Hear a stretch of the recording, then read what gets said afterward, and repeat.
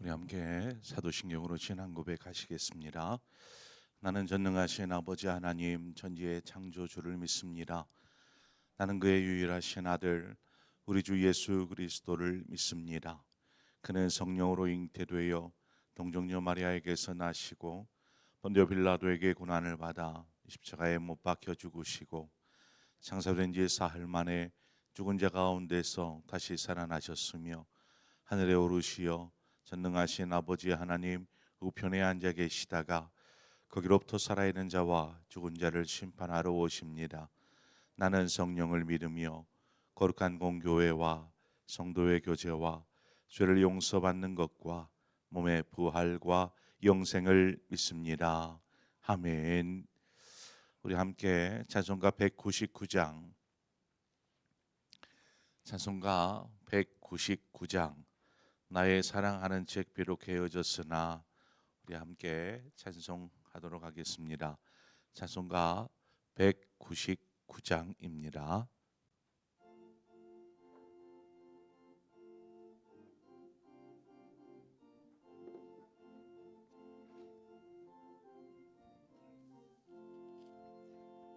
나의 사랑하는 책 비록 헤어졌으나 어머니의 무릎 위에 앉아서 재미있게 듣던 말 그때 일을 지금도 내가 잊지 않고 기억합니다. 귀하고 귀하다 우리 어머니가 들려주시던 재미있게 듣던 말 책 중에 있으니 이 성경 심히 사랑합니다. 옛날 용맹스럽던 다니엘의 경험과 유대 임금 다윗 왕의 역사와 주의 선지 엘리야 바람 타고 하늘에 올라가던 일을 기억합니다. 귀하고 귀하다 우리 어머니가 들려주시던 재미있게 듣던 말이 책 중에 있으니 이 성경 심히 사랑합니다. 예수 세상 계실 때 많은 고난 당하고 십자가에 달려 죽임 당하니 어머니가 읽으며 눈물 많이 흘린 것 지금까지 내가 기억합니다. 귀하고 귀하다 우리 어머니가 들려주시던 재미있게 듣던 말이 책 중에 있으니 이 성경 심히 사랑합니다. 그때 일은 지나고 나의 눈에 와나오 어머니의 말씀 기억하면서 나도 시시때때로 성경 말씀 읽으며 주의 뜻을 따라 살려 합니다. 귀하고 귀하다 우리 어머니가 들려주시던 재미있게 듣던 말이 책 중에 있으니 이 성경 심히 사랑합니다. 아멘. 하나님의 말씀 보겠습니다. 열왕기하 22장 8절에서 13절의 말씀입니다. 열왕기하 22장 8절에서 13절의 말씀 우리 한 절씩 교독해서 보도록 하겠습니다. 대제사장 힐기야가 서기관 사반에게 이르되 네가 여호와의 성전에서 율법책을 발견하였노라 하고 힐기야가 그 책을 사반에게 주니 사반이 읽으니라.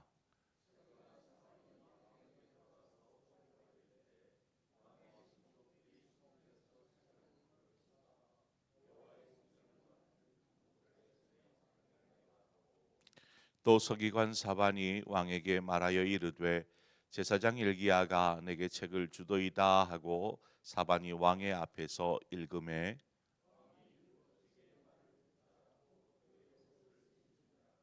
왕이 제사장 힐기야와 사반의 아들 아히감과 미가야의 아들 악볼과 서기관 사반과 왕의 시종 아시아에게 명령하여 이르되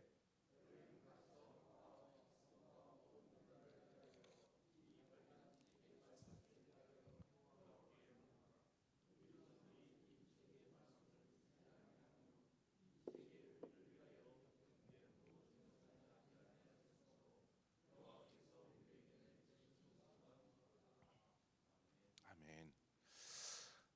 요시아가 남유다를 다스린 지 18년이 되었을 때에 그가 성전을 수리하도록 명령합니다. 우리가 이제 앞 시간의 내용을 잠깐 살펴보자면 그냥 성전 수리만 한 것이 아니었습니다. 그 성전 수리에 앞서 했었던 일들이 있었지요. 그 일들이 무엇이었습니까? 하나님을 찾고 하나님의 뜻을 구하는 일들이었습니다. 그가 어렸을 때 하나님을 찾았습니다. 뿐만 아니라 성전을 더럽히고 있었던 우상들과 우상의 제단들을 다 무너뜨렸습니다. 이 일이 성전 수리에 앞서 했었던 일들이었습니다. 자, 이 과정들을 이렇게 살펴보면 과거의 것을 그대로 두지 않고 새롭게 어떤 저는 리모델링이라는 단어를 좀 사용하려고 하는데 리모델링하는 것을 보게 됩니다. 신앙의 회복을 위한 방법 뭐 여러 가지가 있을 수 있죠. 제가 이제 건축 용어에 적용해서 좀 살펴보자면 수리와 보수를 하는 경우 이런 경우는 어떤 선택적으로 필요한 부분을 이렇게 고쳐가는 것 이걸 수리와 보수라고 하지 않습니까?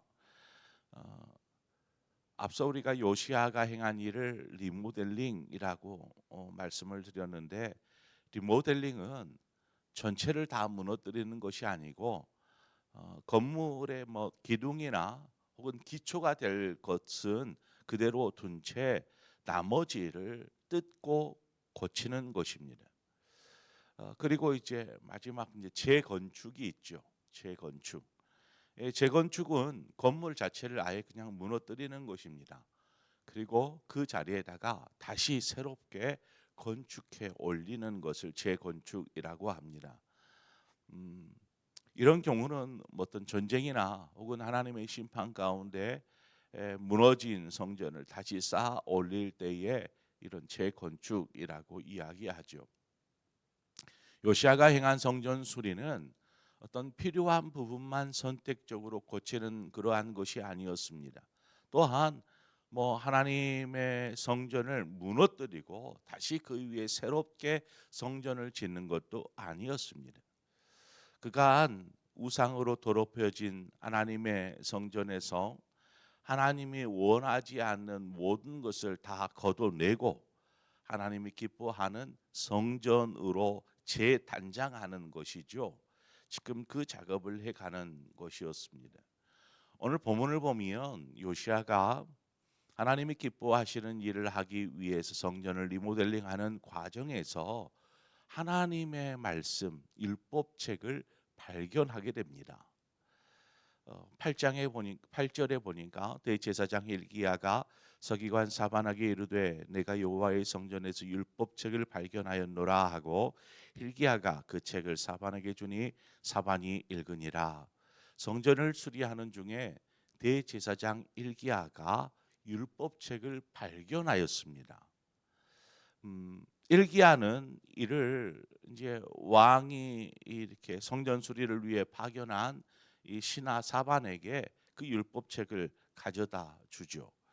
일기야가 율법책을 발견하였다 이렇게 이야기하고 있는데, 여기서 발견했다라고 번역되어진 이 단어의 원래의 뜻을 보면 발견한 것이 그저 손쉽게 찾을 수 있는 것을 발견했다라고 이야기한 단어가 아니라, 이것은 굉장히 깊숙이 감춰져 있어서 이것들을 어떻게 하다 보니까 발견했을 때의 이 발견의 의미였습니다. 마태복음 13장에 보면 감추인 보화라는 비유가 나오죠. 감추인 보화. 이 비유를 보면 땅속 깊숙이 감춰져 있어서 아무도 그곳에 보화가 있는지를 알지 못하였습니다. 그러나 일하는 사람이 일하는 중에 어떻게 하다 보니까 그 아래 땅속 깊이에 보화가 있는 것을 발견하게 되었어요. 이것은 뭐 어떤 보물 지도를 찾아서 뭐 이렇게 발견한 것도 아니고, 어떻게 보면 우연하게 이 발견이 있었던 것이죠. 왜 하나님의 성전에서 하나님의 율법책을 이렇게 발견했다 이렇게 말하는 것일까요? 하나님의 말씀이 율법책이 사람이 찾을 수 없는 그런 깊숙한 곳에 감춰져 있었던 것. 여러분, 이것은 요시야 당시에 혹은 그 이전에 남유다의 영적인 상황을 이야기해 주고 있는 것입니다. 므낫세와 또 그의 아들 아몬에 이어진 남유다가 57년을 다스리는데, 그 57년 동안 하나님의 말씀이 감춰져 있었던 것입니다. 하나님의 말씀이 설 자리를 잃어버린 시대, 심지어 우상에 의해서 하나님의 성전이 농락당하고 더 나아가 말씀을 파괴하는 시대. 말씀을 파괴하니까 이걸 숨기지 않았겠습니까? 결국 성전에 있는 누군가가 이 율법책을 보호하기 위해서라도 이것을 사람이 잘 찾을 수 없는 깊숙한 곳에 숨겨 놓아야만 했던 것이죠. 감춰진 보화를 찾는 것이 어떻게 보면 우연하게 일어난 일이라고 한다면, 대제사장 hil기야가 하나님의 율법책을 발견한 것이 우연한 일일까? 저는 그 우연한 일이라고 보지 않습니다. 이것은 필연적인 일이었다 이렇게 말씀드리고 싶습니다. 잘못된 생각과 또 잘못된 생각과 행동을 버리고 하나님 앞에 겸손히 엎드려서 하나님의 긍휼을 구하며 신앙을 바로잡고자 할 때에 하나님의 말씀이 발견되어졌다는 것입니다. 지금 상황이. 그러한 의미에서 율법책은 아무도 찾을 수 없는 곳에 감춰진 것이 아니라, 믿음의 눈을 뜨고 보면, 귀를 열고 들으면 반드시 밝히 드러내 보이시는 것. 그래서 그 말씀이 발견되어지고 말씀이 들려지는 것입니다. 그러니까 지금 요시야가 취하고 있는 여러 가지 일들, 하나님의 뜻을 구하고 우상의 제단들을 무너뜨리고 하나님의 성전을 수리하는 이 과정들을 통해서 당연히 이제는 말씀이 발견되어져야만 하는 상황이다라고 말씀드릴 수 있습니다. 우리의 손에 들려진 성경책, 이 성경책은 너무나 흔합니다. 그렇죠? 그러나 성경책 안에 담겨져 있는 생명의 복음, 진리의 말씀, 이것은 무엇과도 바꿀 수 없는 너무나 소중하고 귀한 것들이 이 성경책 안에 담겨져 있는 것입니다. 믿음으로 읽고 듣는 자에게 당연히 드러날 수밖에 없는 그러한 어떤 생명의 복음이요 진리이지요. 그러나 오늘날 많은 사람들에게 이 성경이 들려져 있지만 그 안에서 생명을 발견하지 못하고 진리를 발견하지 못한 채 그냥 들고만 다닙니다. 아니면 먼지가 수북히 쌓이도록 그냥 집안 어딘가 구석진 곳에 방치되어져 있는 것이죠. 어떤 차이입니까? 똑같다라는 것입니다. 우리가 이 말씀 속에서 하나님의 생명의 말씀, 진리들을 발견하지 못하고 생명의 복음을 발견하지 못하면 우리 역시 우리의 눈에, 우리의 귀에 하나님의 말씀은 가려져 있는 것입니다. 우리는 여기서 발견해야 합니다. 생명의 복음을 발견해야 하고 이 안에서 하나님의 뜻이 무엇인지를 발견해야 합니다. 그 작업이 그냥 되어지는 것이 아닙니다. 앞서 이 요시아가 해왔었던 그 일련의 과정들을 지나면서 hilki야가 이것을 발견한 것이죠. 우리에게 필요한 것이 이 과정입니다. 이 과정. 하나님의 뜻을 구하는 것이죠. 하나님을 전심으로 하나님을 찾는 것입니다. 그리고 하나님의 뜻을 구하며 찾을 뿐만 아니라 우리 안에 그릇된 것, 하나님이 기뻐하지 않는 것들을 제거해내는 것입니다. 우상들을 제거하고 우상의 제단들을 무너뜨리고 그 다음에 우리 스스로를 거룩한 성전이 되도록 보수하는 것이죠. 이 과정들이 진행되어지다 보면 하나님의 말씀이 당연하게 필연적으로 우리의 눈에 보이기 시작할 것이고 우리의 귀에 들리기 시작할 것입니다. 그러면서 하나님의 말씀이 무엇인지를 깨닫게 되는 것이죠. 여러분에게 성경은 생명의 책입니까? 복음의 진리입니까? 그렇다면 하나님의 말씀을 가까이 하고 말씀을 읽고 말씀을 들으십시오. 하나님의 말씀이 여러분에게 밝히 드러나 보여지고 또 들려지기를 원합니다. 사반이 이제 이 발견한 율법 책을 먼저 좀 읽었어요. 어떤 것인가? 그리고 요시야 왕에게 달려갑니다. 그리고 왕 앞에서 왕이여 이것을 발견했습니다 하고 그 내용을 읽기 시작하죠. 요시야가 가만히 그 발견한 율법책의 말씀을 듣습니다. 말씀을 읽고 말씀을 듣는 이 과정 속에서 요시야가 어떻게 말씀을 듣고 반응하는가? 11절에 보면 왕이 율법책의 말을 듣자 곧 그의 옷을 찢으니라. 사반이 계속 읽고 있는 말씀을 옆에서 이렇게 듣고 있다가 자신이 입은 옷을 찢었다라는 것입니다. 우리가 어제 주일 말씀에서 살폈던 것처럼 율법책에 뭐가 담겨져 있습니까? 율법책에는 다른 게 담겨져 있는 게 아니에요. 가장 간단하게 하나님과 하나님의 백성과의 언약이 담겨져 있습니다. 약속이죠.